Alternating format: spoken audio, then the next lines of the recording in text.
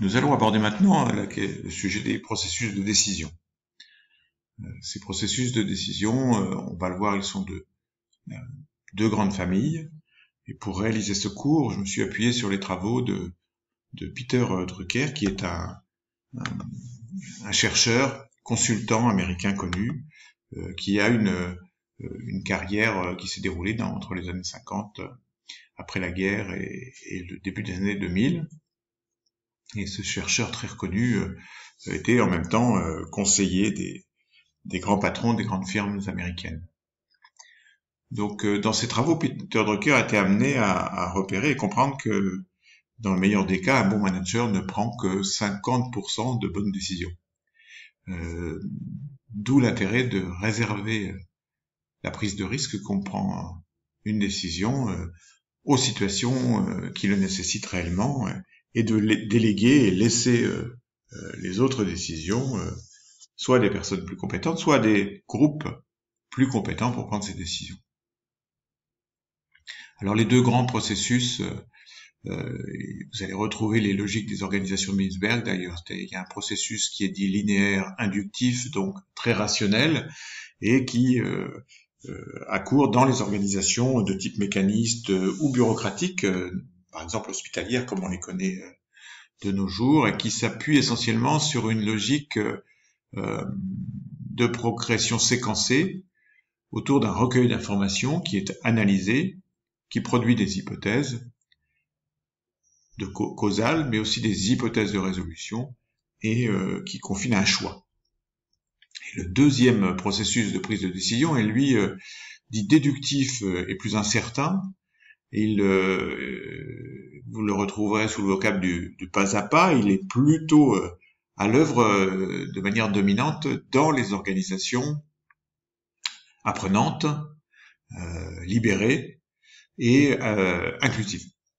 Et en fait, il s'appuie non pas sur un processus rationnel séquencé, mais sur une prise de décision pas à pas qui s'appuie sur une analyse et un aller-retour permanent entre ce qui se passe et les choix qui sont faits, qui peuvent être remis en cause très rapidement en fonction de ce qui se passe, de ce qu'ils produisent. Et pour mener à bien ce type de processus, il faut un système d'information extrêmement performant, puisqu'il s'agit d'analyser en même temps les informations entrantes des causes des problèmes, par exemple, comme des informations entrantes émanant dès la mise en œuvre d'une solution. Alors les décisions, elles sont de trois natures, et là encore, on retrouve dans les travaux des différents chercheurs la base des travaux de Mintzberg. Une décision de nature politique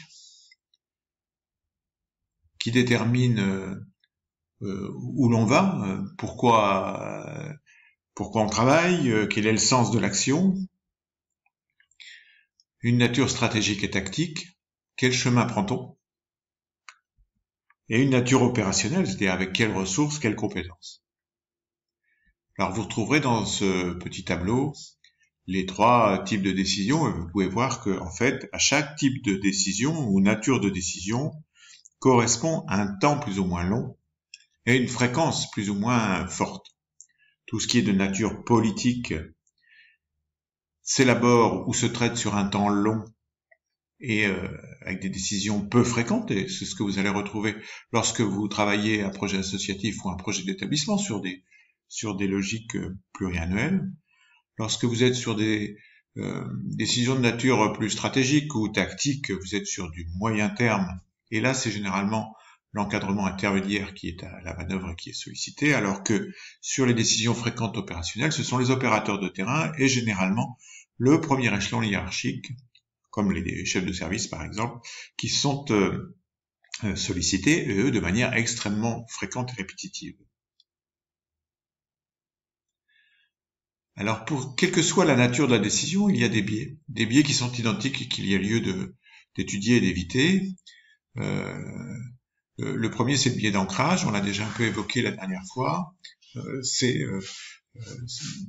Dans l'engagement, nous ne sommes pas forcément en situation de prendre de bonnes décisions.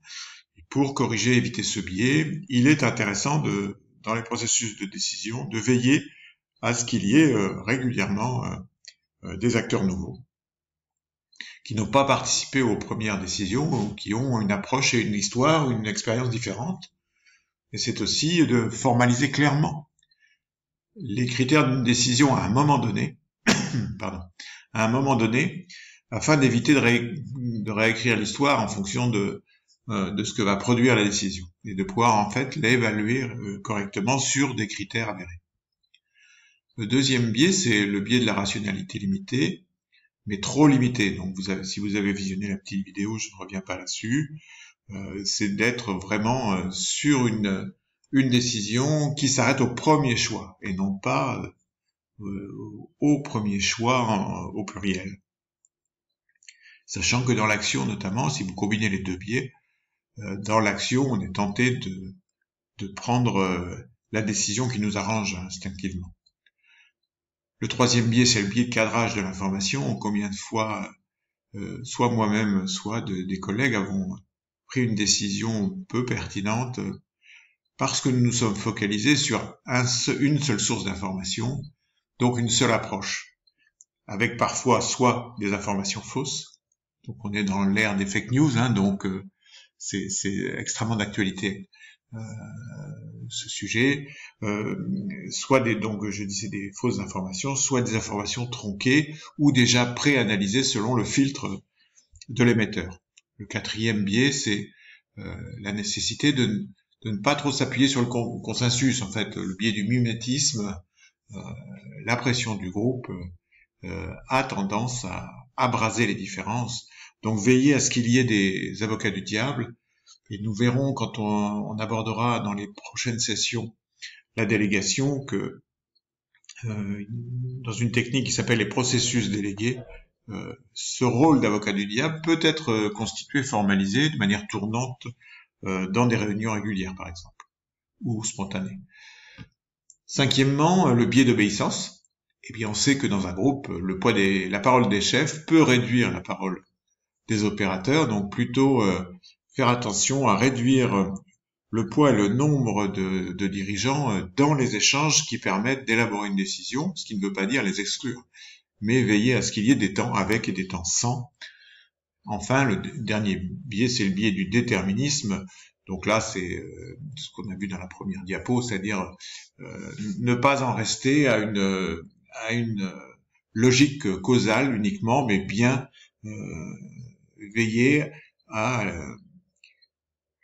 produire et proposer des allers-retours permanents entre l'analyse et les choix qui sont élaborés ou qui sont en cours d'élaboration, par exemple en privilégiant les logiques expérimentales.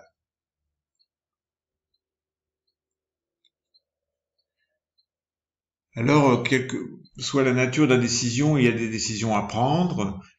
Les processus de décision politique et stratégique sont assis généralement sur du leadership, mais pas du leadership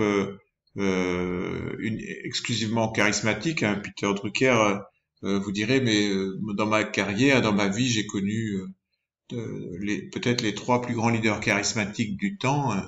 Ils s'appellent Hitler, Staline et Mao. Donc le leadership, pour moi, c'est plutôt la capacité à avoir une vision d'un sujet, d'une conduite ou de résolution d'un problème, mais en alliant performance et résultat pour le plus grand nombre. Alors, une décision de nature politique, et vous pourrez utiliser cette matrice peut-être sur le DAS par exemple, lorsqu'on abordera ce sujet-là. Y a-t-il une mission claire qui alimente la prise de décision politique, ou est-ce une lubie d'un dirigeant dans son bureau?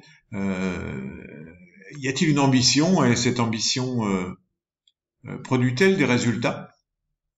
Ces résultats sont-ils évaluables et mesurables?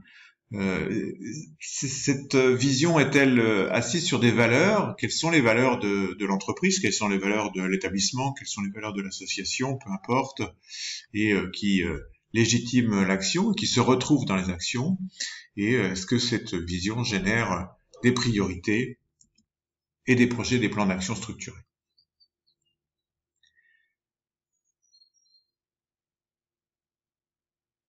Alors, si on reprend ces différents paramètres, on peut s'apercevoir qu'une décision de nature politique et stratégique, elle est assise sur une vision. Mais cette vision, elle se structure progressivement pour aboutir à une décision sur la base d'une élaboration, et on a vu plus haut les biais à éviter pour cette élaboration, on va y revenir, un alignement entre cette vision, le projet et les ressources. Actuellement, je réalise un audit pour une grosse association nationale qui a un projet associatif extrêmement ambitieux, pertinent, d'avant-garde, et qui décline son projet, mais sans ressources. C'est-à-dire qu'elle épuise ses professionnels et elle se pose la question de pourquoi le projet associatif patine. Donc avec une vision qui a une énergie de déploiement et un accompagnement des équipes de terrain. Donc est-ce que cette énergie de déploiement, elle est accompagnée par le visionnaire ou par les visionnaires, c'est-à-dire les dirigeants et gouvernants. Donc ça pose le 5e critère qui est fondamental, qui est l'exemplarité des gouvernants et de la direction dans la mise en œuvre de la vision. Par exemple, est-ce qu'un visionnaire qui arrive à convaincre ses troupes qu'il faut réduire la voilure et éventuellement faire des efforts et des réductions de moyens, est-ce qu'il s'applique cette réduction de moyens ou est-ce qu'il continue de dépenser sans compter? Le processus de décision tactique et opérationnelle, lui, il est beaucoup plus fréquent, il est beaucoup plus complexe parce que vous êtes en situation de prendre des décisions dans une rationalité limitée parce que vous êtes sous le poids des routines et de la pression du temps et des budgets bien souvent. Alors comment mettre en œuvre cette décision? Eh bien, cette décision, elle doit s'appuyer sur des compétences effectives et nombreuses et pas d'une compétence isolée ou voire la compétence d'une seule personne, le chef par exemple. Des générations multiples, c'est-à-dire pouvoir avoir des avocats du diable d'une certaine manière automatique avec des professionnels qui n'ont pas la même formation ni la même expérience les uns avec les autres, des acteurs de la mise en œuvre de terrain pour avoir très vite des retours sur ce que va provoquer la prise de décision, et des garants du déroulement, des intervenants ou des cadres opérationnels. Alors organiser une prise de décision, c'est un processus extrêmement vivant, et là on retrouve des critères comme pour la décision politique.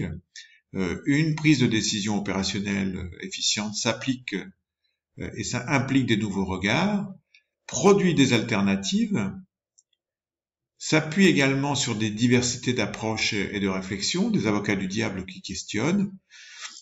Elle est élaborée par les compétences adéquates, donc pas forcément avec beaucoup de chefs, parce que l'évolution de nos organisations fait que les chefs n'ont pas toujours la compétence, ils ont des compétences managériales, mais pas des compétences cœur de métier nécessairement, et elle valorise les CRR, elle est donc au pas à pas et incrémentale. Alors un processus décisionnel efficient serait donc en conclusion un processus qui est construit ou qui se construit à plusieurs et qui est largement documenté par et avec des personnes compétentes, qui produit des options et qui confine à des choix avec une mise en œuvre incrémentale, efficace et qui est évaluée et réajustable, c'est-à-dire qui réalimente le premier niveau de construction et de documentation. Mais voilà, peut-on développer ce processus décisionnel efficient au quotidien? Bien, c'est ce que nous allons essayer de voir avec la prochaine session de PowerPoint qui zoome sur la notion de prise de décision agile. Merci de votre attention et à bientôt.